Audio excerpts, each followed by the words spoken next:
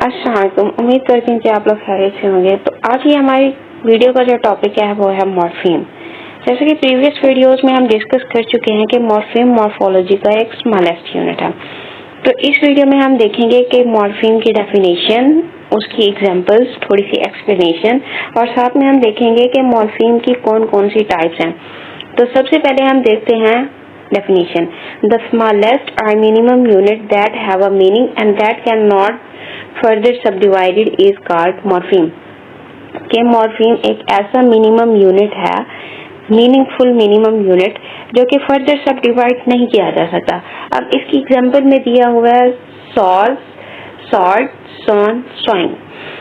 अब इसके जो एंडिंग है, मीन्स के इसके जो सफिक्सेस हैं वो बताते हैं कि ये एक मॉर्फीम है और इसको फर्दर सब डिवाइड नहीं किया जा सकता। जैसे ये सॉ में एस जो है ये एक मॉर्फीम है, इसको फर्दर सब डिवाइड नहीं कर सकते। इसके अलावा सॉल्ट ईडी, सॉन एन और सॉइंग में आईएनजी।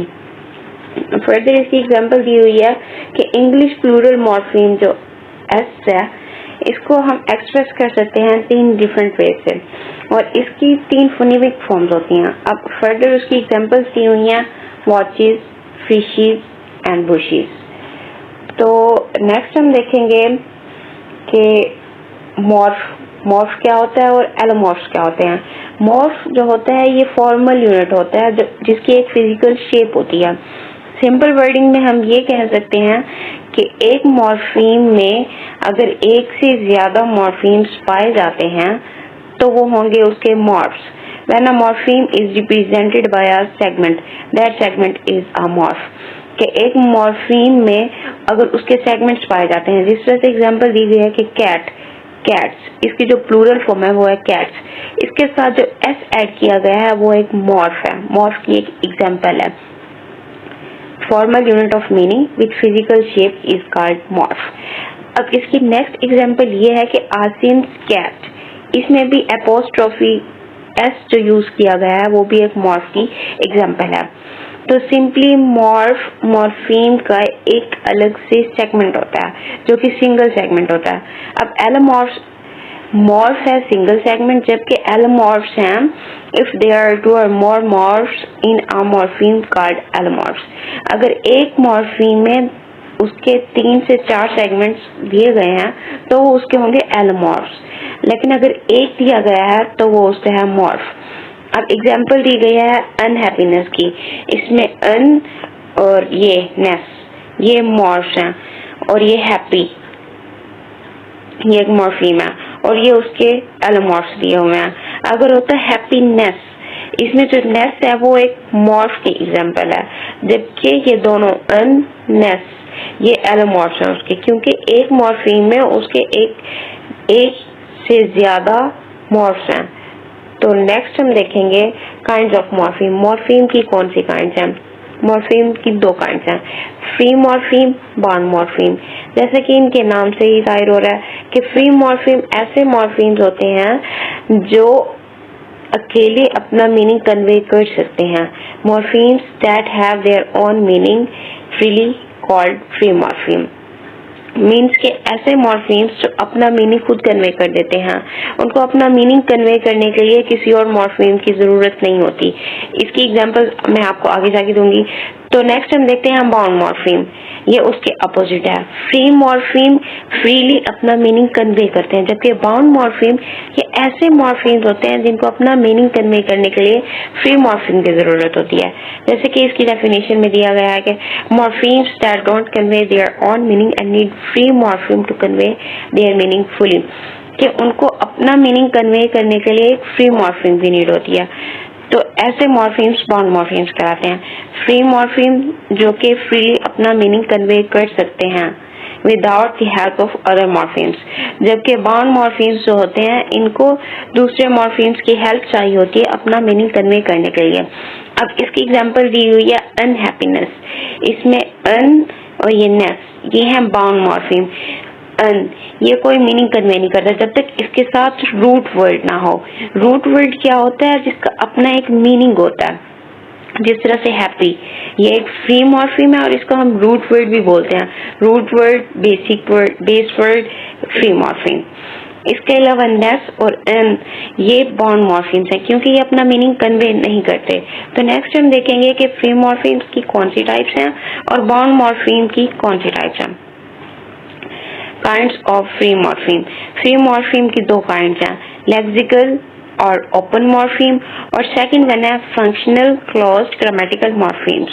अब इनके दो या तीन नाम बताए गए हैं कि लेक्सिकल मॉर्फीम को ओपन मॉर्फीम भी कहा जा सकता है और फंक्शनल को क्लोज्ड ग्रामेटिकल मॉर्फीम भी बोला जा सकता है।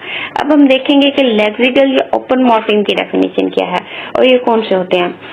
ये लेक्सिकल का मतलब क्या होता है कि मीनिंग, ऐसा कोई भी मॉर्फीम जो किसी भी मैसेज के कंटेंट को कैरी करता है, मीन्स के मैसेज को बता रहा है कि इसमें क्या बताया गया है। तो ऐसे मॉर्फीम्स होते हैं वो लेक्सिकल या ओपन मॉर्फीम कहलाते हैं। इनकी एग्जांपल्स में दिया गया है नाउन, एडजेक्टिव्स, एडवर्ब्स।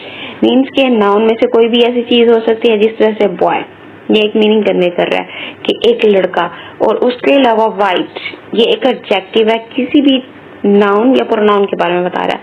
अब एडवर्ब क्विकली, ये भी एक लेक्सिकल या ओपन मॉर्फीम के एग्जांपल है। तो नेक्स्ट हम देखेंगे फंक्शनल क्लॉज या ग्रामेटिकल मॉर्फीम्स। ऐसे मॉर्फीम्स जो ग्रामेटिकल रोल प्ले करते हैं उनको फंक्शनल क्लॉज या ग्रामेटिकल मॉर्फीम्स कहा जाता है। अब इसकी एग्जांपल्स में दिया हुआ है conjunctions, prepositions, articles and pronouns, कि ये जो होते हैं ग्रामेटिकल फंक्शन प्ले करते हैं। अब इसकी एग्जांपल्स में दिया गया होगा एंड जो कि कंजंक्शन है, बट भी कंजंक्शन है, द आर्टिकल, दैट। अब हम देखेंगे कि बाउंड मॉर्फीम की कौन कौन सी टाइप्स हैं। बाउंड मॉर्फीम की बेसिकली दो टाइप्स हैं। प्रीफिक्स, जैसे कि हमने पीछे पढ़ा, अनहैप्पीनेस, अन और नेस जो है ये बाउंड मॉर्फीम्स हैं क्योंकि इनको अपना मीनिंग कन्वे करने के लिए रूट वर्ड की जरूरत होती है, रूट वर्ड या फ्री मॉर्फीम की जरूरत होती है। अब हम देखेंगे कि प्रीफिक्स क्या होते हैं। प्रीफिक्स ये एक लेटर होता है, ये ग्रुप ऑफ लेटर्स होते हैं जो कि एक वर्ड के बिगिनिंग में ऐड किए जाते हैं। जिस तरह से है अनहैप्पी, अन ये अकेला अपना मीनिंग कन्वे नहीं कर सकता, इसको फ्री मॉर्फीम की जरूरत होती है और ये वर्ड से पहले ऐड किया जाता है, तो इसलिए इसको प्रीफिक्स बोला जाता है।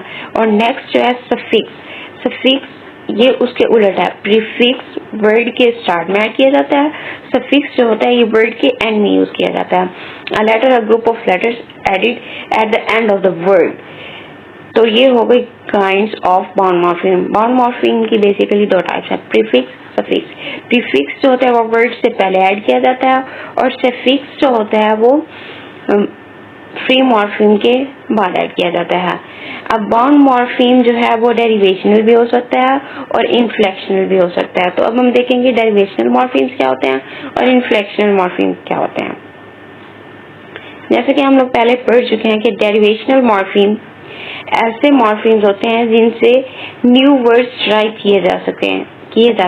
एक वर्ड से एक और वर्ड ड्राइव किया जा सकता है या एक मॉर्फीम से एक और मॉर्फीम ड्राइव किया जा सकता है।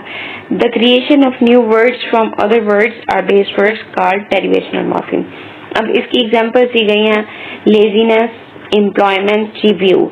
अब ये नेस, मेंट और व्यू ये जो है ये डेरिवेशनल मॉर्फीम्स हैं।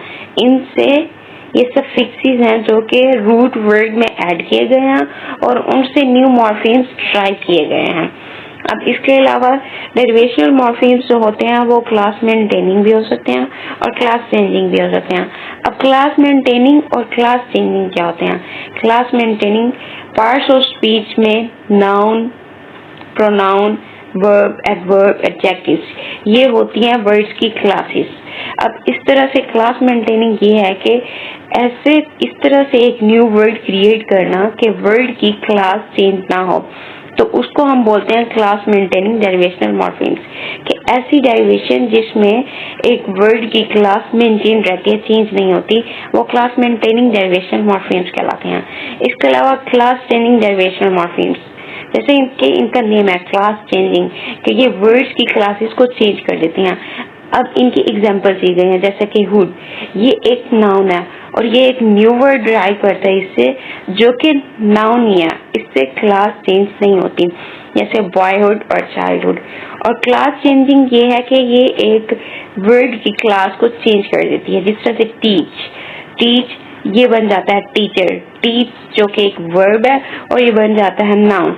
इस तरह से इसकी एक और एग्जांपल हम ले सकते हैं, जैसे कि एक्ट ये एक वर्ब है, लेकिन जब हम इसके साथ और ऐड कर देते हैं तो वो बन जाता है एक्टर।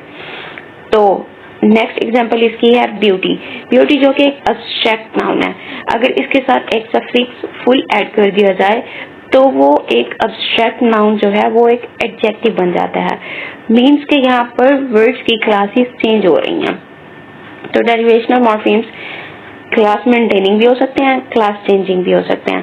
क्लास मेंटेनिंग में वर्ड्स की क्लासेस मेंटेन रहती हैं, जबकि क्लास चेंजिंग में वर्ड्स की क्लासेस चेंज हो जाती हैं। अब हम देखेंगे इन्फ्लेक्शनल मॉर्फीम। इन्फ्लेक्शनल मॉर्फीम कौन से होते हैं? जो कि एक मॉर्फीम को इन्फ्लेक्ट करते हैं और न्यू वर्ड्स डिराइव करते हैं। अब इसमें बताया है कि डू नॉट चेंज मीनिंग और parts of speech but instant simply minor grammatical changes necessary for agreement. इसमें ये बताया जा रहा है कि इन्फ्लेक्शनल मॉर्फीम जो होते हैं वो वर्ड के मीनिंग को चेंज नहीं करते, बट उसमें माइनर ग्रामेटिकल चेंजेस करते हैं जो कि उस एग्रीमेंट के लिए जरूरी होती हैं। जैसे कैट, इसका हम प्लूरल बनाते हैं कैट्स।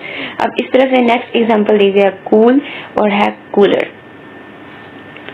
उम्मीद करती हूँ कि ये लेक्चर आपको समझ आया होगा। अगर आपका कोई भी क्वेश्चन है तो कमेंट बॉक्स में आप पूछ सकते हैं।